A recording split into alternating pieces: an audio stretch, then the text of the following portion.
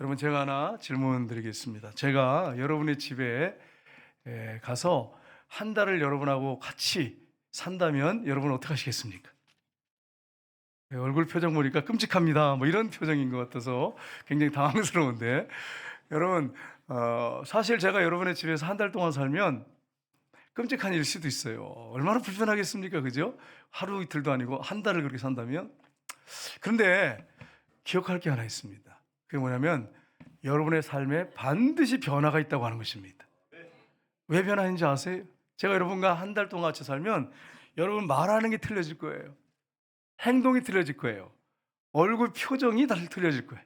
옛날에는 막 이렇게 올라갔던 사람들이 이게 좀 내려올 거예요. 이렇게 내려와서 목사님 잘 주무셨어요 이러면서, 옛날에 하지 않던 여보 잘 잤어 이러면서 이렇게 옛날에는 하지 않던 얼굴 표정이 바뀐단 말이에요. 거기다 또 뭐가 바뀌겠어요? 음식이 바뀌겠죠. 제 입맛에 맞춰주려고 음식이 바뀌겠죠.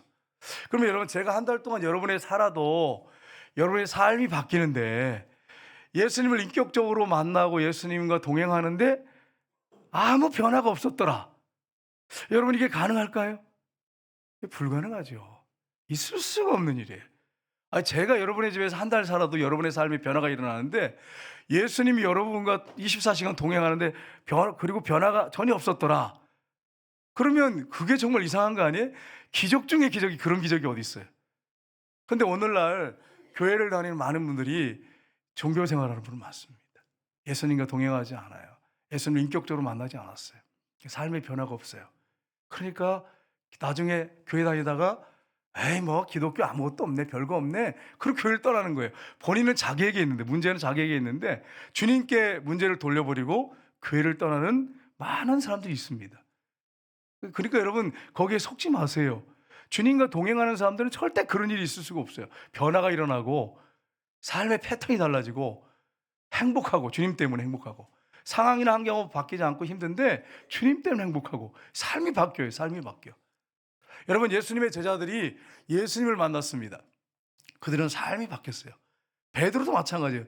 무식한 베드로, 여러분 평생 여러분 아시겠지만 그 갈릴리 바다에서 고기 잡아먹고 살고 회칼 가지고 회 떠서 먹고, 이렇게 회 떠서 먹은지 모르겠지만 아무튼 그렇게 안 했겠어요?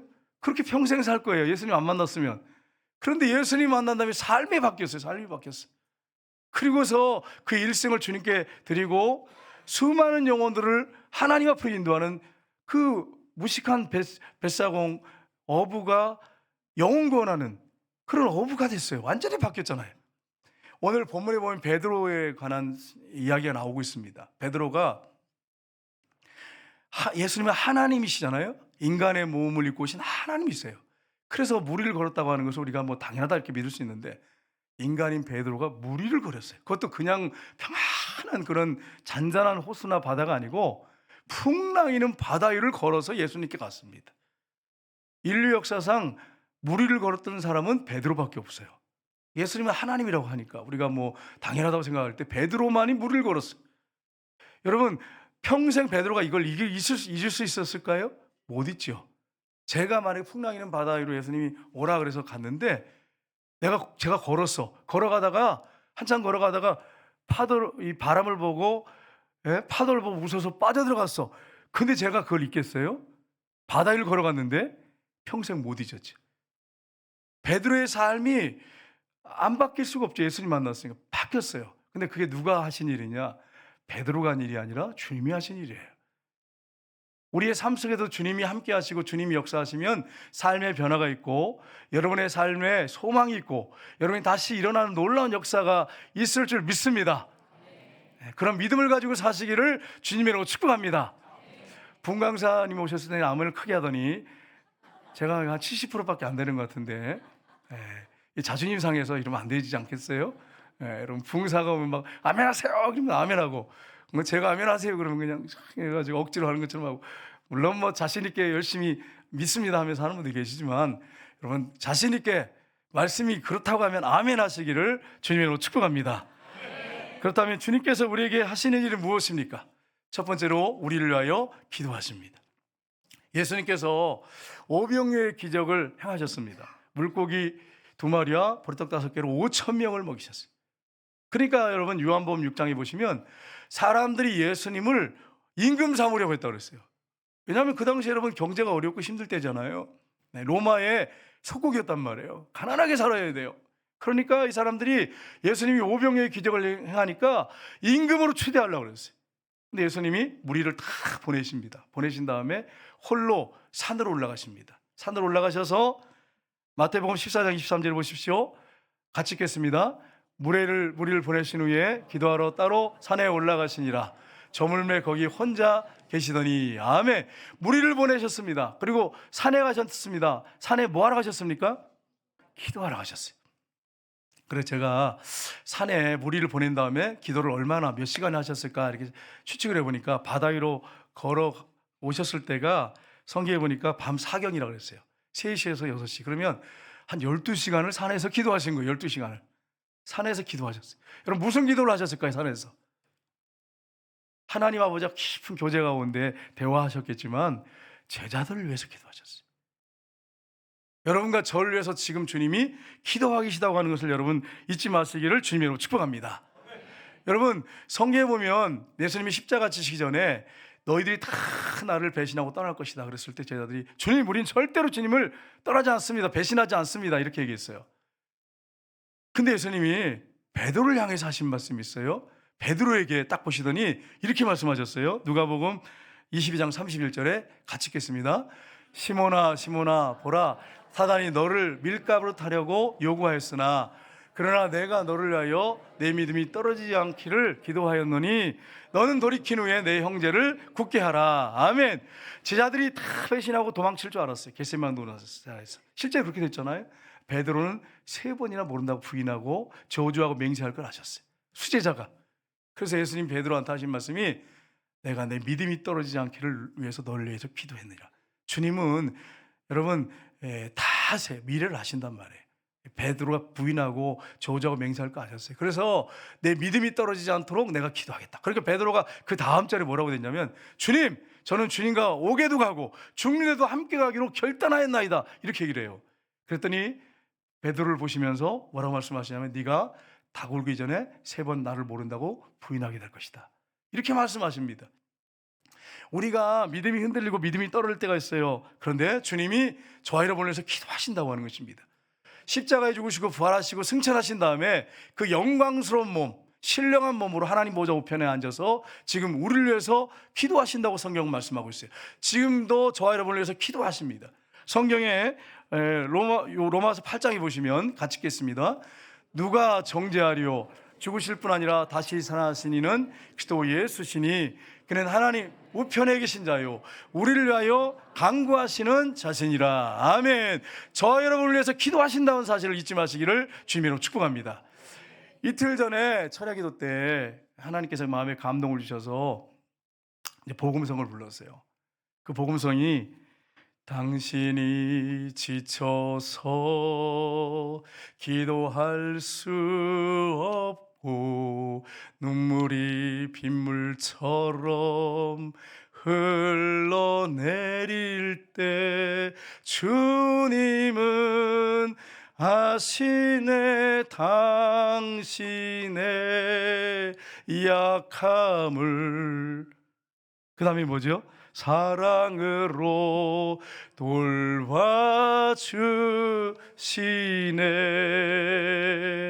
누군가 널 위하여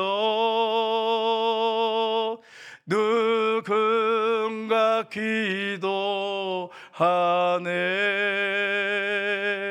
내가 홀로 외로워서 마음이 무너질 때 누군가 널 위해 기도하네. 아멘이죠.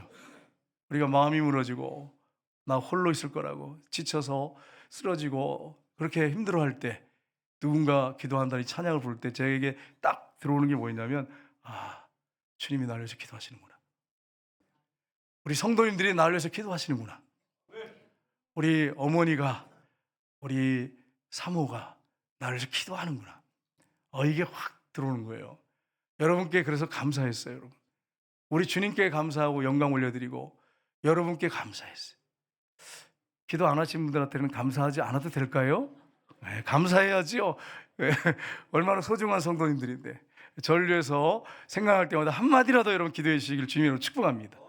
그래야 그 능력으로 감당할 수 있어요. 제가 무슨 능력이 있어서 여러분 감당할 수 있겠어요? 여러분을 위해서 기도하는 분이 예수님이세요. 여러분을 위해서 기도하는 누군가 있어요. 부모님이 될 수도 있고 친구가 될 수도 있고 제가 될 수 있고 우리 장로님들이 될 수 있어요. 기도의 지경을 넓히시기를 주님 이름으로 축복합니다. 그 서로 위해서 기도해 줘야 돼. 이게 기도 공동체. 내 집은 만민이 기도하는 집이라 그렇게 말씀했잖아요. 우리 몸이 성전입니다. 건물이 성전이 아니고 우리 몸이 성전이면 우리가 뭘 해야 되냐? 기도하는 사람이 돼야 돼. 서로를 위해서 기도해야 돼. 예수님은 제자들을 위해서 그리고 하나님과 깊은 교제 가운데 12시간 가까이를 제가 시간 계산해 보니까 기도를 하고 계셨어요. 산에서 기도하고 계셨어요. 여러분 우리가 이렇게 서로 기도한다면 얼마나 큰 힘을 얻겠습니까? 여러분이 힘들고 지치고 어려울 때 고통 가운데 있을 때 어떤 분이 나를 위해서 기도하겠다고 하는 것을 여러분이 발견하게 된다면 얼마나 큰 일을 얻겠어요. 거기다 그분이 여러분을 위해서 눈물로 기도하고 계시다면 얼마나 큰 일을 올릴 거겠어요. 여러분 이 사실을 여러분 기억하시기를 주님으로 축복합니다. 그래서 제가 우리 어머니 이렇게 찬양을 이렇게 어버이날 때 이게 회개를 좀 많이 해야 되는데 주님 생각하면서 많이 불러야 되는데 어머니 생각할 때마다 눈물이 이렇게 막 나와요. 왜냐하면 나를 위해서 어머니가 뜨거운 눈물을 흘리면서 기도하시는구나. 그걸 알잖아요. 우리 어머니가 어떤 사람인지 알기 때문에 늘 혼자 개인적으로 경건한 시간을 갖고 예배를 드리시는 분이니까. 그러니까 여러분 감동이 된단 말이에요. 그러니까 힘이 나죠. 힘이 나. 여러분도 다른 사람을 위해서 누군가를 위해서 기도하는 주변의 환우들을 위해서 선교사님들을 위해서 힘들고 어려운 사람들을 위해서 지쳐있는 분들을 위해서 여러분 기도하시는 여러분 되시기를 주님 여러분 축복합니다. 예, 아멘 소리가 좋아서 막 얼마나 힘이 나는지 모르겠어요. 여러분. 주님께 영광 올려드립니다. 두 번째는 고난과 고통 중에 함께 하시고 평안을 주십니다. 제자들이 갈릴리 바다를 이제 가게 되는데 배를 들어서 가게 되는데 여러분 큰 어려움이 생겼습니다. 풍랑이 막 이런 거예요. 바람이 부니까 막 풍랑이 막 여러분 일어나기 시작했습니다. 그래서 25절을 보십시오. 이렇게 됐습니다.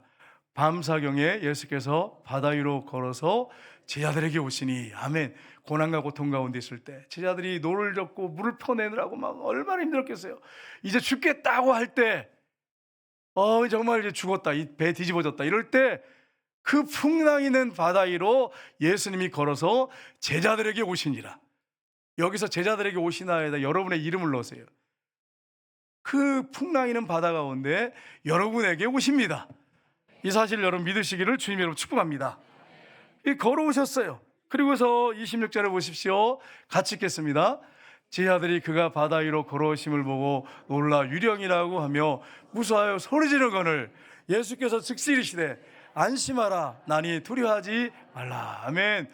여러분 풍랑이는 바다가 막 얼마나 무섭겠어요. 껌껌한 바다에 그냥 껌껌한 바다 그냥 그 하얀 옷이 이렇게 막 비치면서 보옷이 보이잖아요. 그러면서 누가 물 위에 걸어오고 있어요. 그러니까 뭐라고 그랬어요? 유령이라고 그랬어요. 유령. 귀신이다.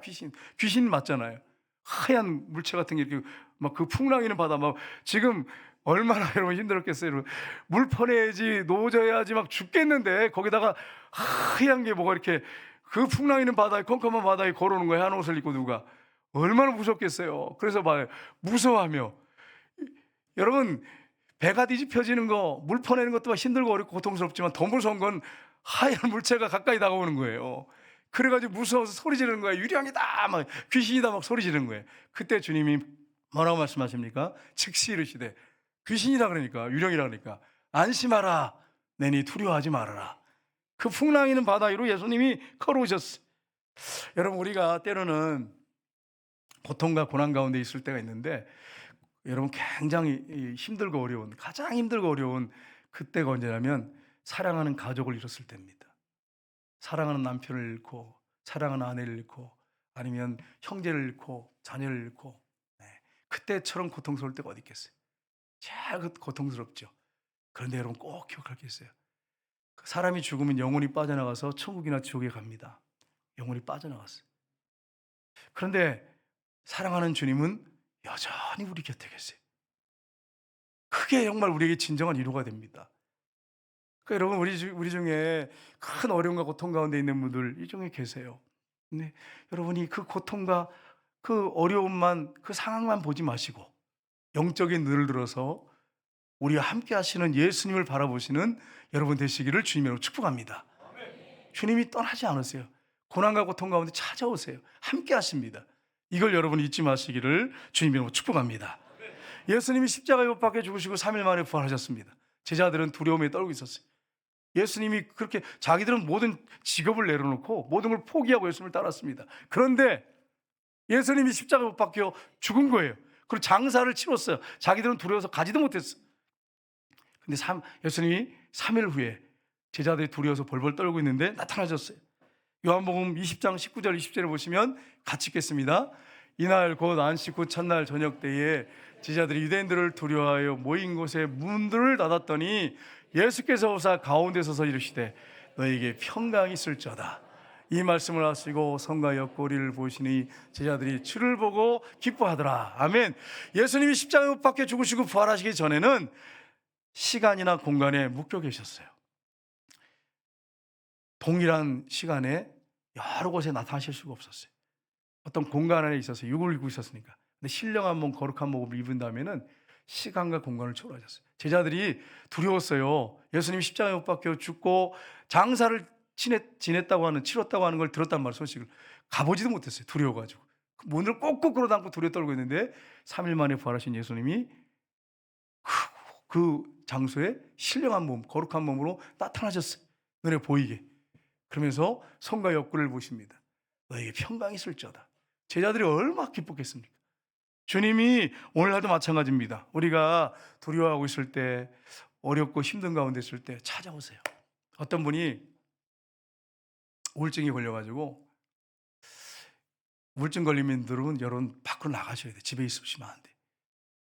검은 커튼 다 쳐놓고 검은 커튼 막 방을 다 그냥 커튼으로 다 가리고 깜깜한 그 검정 커튼을 어떤 천을 떠다가 이렇게 다 가려놓고 그리고서는 구석에 앉아가지고 울고 있을 때 여러분 그분을 위해서 누군가 기도하고 계셨대. 계속 말로 안 되니까 그분을 좀 이렇게 회복시키려고 노력하는데 말 갖고 안 되잖아요. 인간의 말 갖고 안 되잖아요. 그래서 그렇게 눈물로 기도를 많이 했는데 주님이 그분 눈 가운데 이렇게 환상 가운데 나타나셨대. 그래서 손을 내미셨어요. 그래서 이분이 회복이 되셨어요. 그래서 나중에 신앙생활 잘하는 분이 되셨어요. 여러분 그렇습니다. 아무도 없을 거라고 생각해. 내 주변에 아무도 없을 거라고 생각하는데 그렇지 않아요. 나만 혼자 내가 이 걱정, 근심, 이 문제 끌어안고 죽어야 된다고 생각하는데 그때 여러분 혼자가 아니에요. 주님이 계세요. 주님이 찾아오세요. 그래서 그분이 회복돼가지고 신앙생활 얼마나 잘하고 계신지 몰라. 우울증 걸리고 이런 분들은 밖으로 자꾸 나가세요. 그리고 교회 와서 기도하시고 부르짖어야 돼. 간구하셔야 돼. 그러면 회복이 일어납니다. 주님이 그렇게 만드십니다. 그렇게 나가시기를 주님으로 축복합니다. 세 번째는 주님만 바라보며 걷게 하십니다. 예수님께서 무리를 걸어오셨어요. 근데 베드로가 아무튼 베드로 형님은 참 모든 데 보면 굉장히 즉흥적이고 굉장히 앞서는 사람이에요. 그래가지고 실수도 많이 하고. 그래서 여러분 14장 28절 29절을 보십시오. 같이 읽겠습니다. 베드로가 대답하여 이르되 주여 만일 주님이시거든 나를 명하사 무리로 오라 하소서 하니 오라 하시니 베드로가 배에서 내려 무리로 걸어서 예수께로 가되. 아멘. 예수님께서 어디로 오라고 말씀하셨죠, 여러분? 무리로 오라고 하셨어요.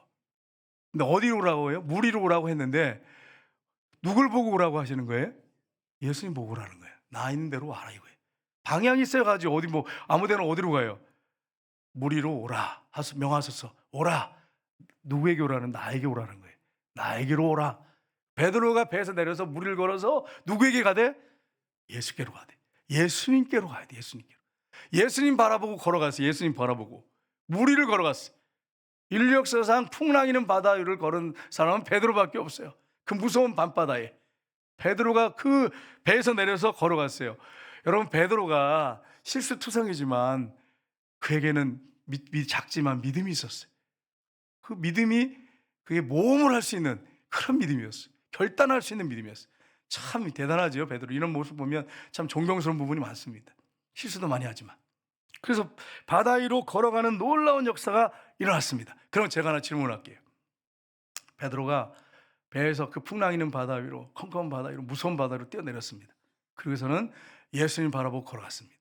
바람이 막 불고 파도가 치는데 계속 예수님을 바라봤다면 어떻게 됐을까요? 예수님까지 갔어요. 예수님 손잡을 수 있었어요. 근데 중간에 바람이 세차게 부니까 휘막 하니까 얼마나 무섭겠어요. 파도가 확 하니까 두려움에 사로잡혔어요. 믿음이 작으니까 의심이 생긴 거예요. 내가 지금 뭐 하는 짓이야? 지금 내가 뭐 하고 있는 거야? 그러고서는 그냥 빠져들어가 버린 거예요. 내가 지금 이거 어떻게 바다 위로 걸어? 말도 안, 이게 말이 돼? 이러고 그냥 빠져들어간 거예요. 그래서 예수님이 오셔가지고 뭐라고 말씀하세요? 믿음이 작은 자라 그래요. 믿음이 작은 자야 왜 의심하였느냐? 이렇게 말씀하세요. 여러분, 우리가 만약에 예수님을 지금 상황과 환경이 힘들고 어려워요. 지금 내 주변에 정말 무서운 밤바다의 그 풍랑 같은 어려움이 막 나한테 몰려와요. 막 몰려와. 감당이 안 될 정도로 몰려와. 근데 여러분이 예수님을 바라본다면 그 길 걸어갈 수 있어요. 계속 갈 수 있어요. 끝까지 갈 수 있어요. 그런데 만약에 상황이나 환경 막 내 주변에 지금 문제 막 투성이 막 절망적인 상황이 막 나한테 갑자기 막 2개, 3개, 4개씩 막 몰려올 때 그걸 바라보면 빠져들어가요. 우리 믿음이 작기 때문에. 여러분과 저 자신을 잘 알잖아요. 저도 마찬가지 목사지만 설교 이렇게 담대하게 하고 있지만 저도 만약에 막 이런 게 막 계속 그냥 막 우리 어려움이 계속 막 겹쳐가지고 막 오게 되면 저 같아도 그거 바라보면 빠져들어가겠어요. 근데 그런 환경 가운데 상황 가운데 누굴 바라보라고요? 예수님 바라보라는 거예요.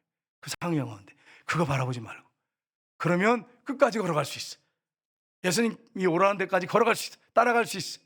근데 이거 안 바라보면 빠져들어갑니다. 여러분 중에 저도 그렇고 포함해서 지금 빠져들어가는 사람이 있을 수 있을 거예요. 이 자리에. 왜 그러냐면 여러분이 상황과 환경, 절망적인 문제를 바라보기 때문에 빠져들어가는 거예요. 여러분이 만약에 주님을 바라보고 지금 걸어가신다면 여러분 빠져들어가지 않습니다. 이기고 나갈 수 있습니다. 이 사실을 믿으시기를 주님 여러분 축복합니다. 그래서 여러분 제가 새해부터는 예수 동행일기, 영성일기 쓰자고 했어요. 저도 싫어요, 여러분. 저 일기 쓰는 스타일이 아니거든요. 막 한 달 거, 2달 거를 방학 끝날 때 총학교 때 그냥 막 여자친구들이 대신 막 해주기도 하고 막 내가 쓰고 막 그래가지고 일기를 썼어요. 참 여자친구들 참 감사해요. 막 제 생각하면 제가 이제 학교 가면 숙제 했냐 안 했다 그러면 자기들이 막 해주고 막 참 감사했어요. 그 일기도 마찬가지 그렇게 해가지고 막 썼어요. 막 써가지고는 그 전날 써가지고는 전화해가지고 몇 월 며칠 일기가 어떠냐 이렇게 다 쓰네. 잘 쓰네 있잖아요. 꼼꼼하네. 이런 물어봐가지고 일기 체크해야 되잖아요. 맑음, 흐림, 비움 뭐 이렇게 써야 되잖아요. 그래가지고 쓰던 사람이기 때문에 나 일기 쓰는 스타일이 아니에요. 11월 15일부터 일기를 썼어요. 예수님과 내가 정말 동행해가는 삶을 살고 있는가. 근데 놀라운 것은 계속 예수님을 생각하니까 변화가 일어나는 거예요. 변화가. 그리고 주님이 부어주신 은혜가 너무나 영적인 은혜가 있다고 하는 것을 발견하게 됐어요. 기록하면서 그걸 여러분한테 다 공개할 수는 없어요. 부족한 게 많아가지고 아직은. 나중에 공개해야겠죠. 여러분 그런 막 변화되는 삶이 보이는 거예요. 그래서 제가 영성일기 예수님과 동행하는 일을 쓰자 그랬어요. 다음 주에 오전 예배, 오후 예배 때는 유기성 목사님을 이렇게 전화해가지고 오셨으면 좋겠다 해서 그분이 원주시니까 했더니 바쁘셔가지고 그 밑에 디력태 목사님 2분이 오신대. 그래서 오전 예배, 오후 예배 때는 그 영성일기 쓰는 법을 가르쳐 드릴 거예요. 말씀을 전하시고. 그래서 여러분 새해에는 저 여러분의 삶의 변화가 있는 상황과 환경에 묶여서 막 그냥 막 무너져 버리고 뭐 예수 믿어도 쓸데없네, 교회 다녀봤다 아무 소용없네 그런 말 안 하고 하나님 살아계시는구나, 나의 삶이 변화가 있구나, 주님 바라보고 걸어가면 내가 지금 상황과 환경이 문제가 있고 감당이 안 되지만 얼마든지 지나갈 수 있구나, 주님이 책임지게 주시고 끝까지 승리케 하시는구나, 이걸 발견하는 한 해가 되시길 주님의 축복합니다. 여기 뉴스 들어보면 절망적인 소식밖에 없잖아요. 뭐 올해는 막 힘들 거다, 내년은 더 힘들 거다, 막 경제가 망할 거다, 우리나라 어떻게 될 거다, 얼마나 두렵겠어요. 그 폭풍이나 절망 가운데, 풍랑 가운데, 바람 가운데 예수님 바라보면 끝까지 갈 수 있어요. 그분이 지키시고 보호하십니다. 근데 예수님께 시선을 딱 돌려버리면 그것 때문에 무너져 버려요. 무너져. 감당이 안 돼. 근심 걱정에 사로잡혀가지고 꽁꽁 묶여. 그래서 우울증도 올 수 있고 조울증도 올 수 있어요. 그러한 성도들은 여러분 하나님이 사랑하시지만 그렇게 돼서는 안 되잖아요. 우리가 그렇게 나가야 됩니다. 그래서 여러분 영성일기를 쓰자고 하는 것입니다. 네 번째 마지막으로 절망 가운데서 건져주십니다. 오라 하시니 베드로가 걸어갔습니다.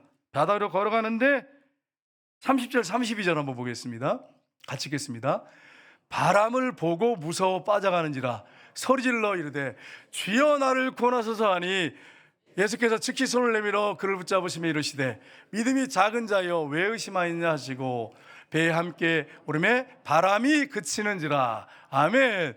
여러분 막 걸어가는데 바람이 휘 그러면서 풍랑이 확 이렇게 일어나요. 파도가 치니까 무서워서 팍 빠져들어갔어요. 여러분 그냥 들어갔어요. 그냥 들어갔어요. 그냥. 여러분 바다 위로 걷는 게 불가능한 일 아니에요. 확 빠져들어갔습니다. 그러니까 주여 나를 구원하소서 하고 쓱 들어갔어요. 예수님이 손을 내밀었어요. 그걸 붙잡으시고 믿음이 작은 자여 왜 의심했느냐. 그냥 나보고 걸어왔으면 될 텐데 왜 그거 바람 바라보고 바람 바라본 게 바람이 보입니까? 바람 본 게 아니고 바람 때문에 일어나는 그 파도 그 풍랑을 보고 두려워 빠져들어간 거죠. 여러분 사진 한번 보겠습니다.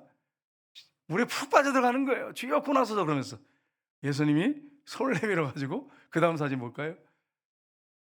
붙잡고 우리 생각에는 조금 빠졌으니까 이렇게 그게 아니고 푹 빠져들어갔죠. 바로 그냥 그 풍랑 있는 바다로 예수님이 딱 잡으셨어요. 건져 올리셨어요. 그래가지고 여러분 나온 거예요. 여러분 제가 여러분과 제가 이렇게 빠져들어갈 때 나는 이제 끝장났다. 물속에 들어 난 이제 죽었다 이제. 난 지금 이 어려운 환경 상황 때문에 문제 때문에 난 죽었다. 그랬을 때 주님께 구하면 주님의 도움을 구하면 주님이 여러분을 건져주신다고 하는 사실을 믿으시기를 주님으로 축복합니다. 그렇게 주님이 우리를 건져주신단 말이에요. 그리고 우리가 연약함을 아시잖아요. 그냥 놔두시지 않습니다. 그 다음 사진 볼까요? 우리가 손을 잡고 인도하세요. 늘 좋은 길만 걸어간다고 생각하시면 안 돼요. 사망의 음침한 골짜기 같은 길도 인도하십니다. 그러나 주님이 손잡고 가시니까 넉넉히 그 길을 통과할 수 있습니다. 이 사실 여러분 믿으시길 주님으로 축복합니다. 시편 50편 15절 보겠습니다. 같이 읽겠습니다. 환난 날에 나를 부르라 내가 너를 건지리니 내가 나를 영화롭게 하리로다. 아멘. 환난 날에 어떻게 하라고요? 고난의 때에 고통의 때 어떻게 하라고요? 나를 부르라 내가 너를 건지리니 내가 너를 영화롭게 하리라. 이러한 역사들이 새해 여러분에게 있기를, 여러분의 가정에게 있기를, 여러분 자녀에게 있기를 주님으로 축복합니다. 그 다음 절 한번 보겠습니다. 시편 86편 7절 다윗의 고백인데 같이 읽겠습니다. 나의 환난 날에 내가 주께 부르짖으니 주께서 내게 응답하시리이다. 아멘. 이건 다윗의 체험이에요. 정말 절망 가운데 환난 가운데 그가 얼마나 고통을 많이 겪었습니까? 우리가 비교 안 되는 고통을 겪었어요. 우리는 따라가지도 못해요. 근데 그가 환난 때마다 주님께 부르짖었을 때 주님께서 그의 응답하시고 그를 건져주시고 도와주셨습니다. 다윗의 하나님이 나의 하나님이고 여러분의 하나님이십니다. 이 사실 여러분 믿으시고 새해에 낙심하고 절망하고 밀려오는 파도 때문에 풍랑 때문에 빠져들어가지 마시고 주님 바라보고 끝까지 걸어가시기를 주님으로 축복합니다. 혹시 우리의 믿음이 약해서 빠져들어갈 수 있어요. 그때 여러분 주여 나를 도우십시오. 나를 건져주십시오. 그랬을 때 주님이 여러분을 건져주시고 여러분의 손을 붙잡아서 물 위로 끌어올리실 것입니다. 책망은 받겠지만 그러나 주님이 도우시고 끝까지 걸어가실 것입니다. 이 사실 여러분 믿으시기를 주님 여러분 축복합니다.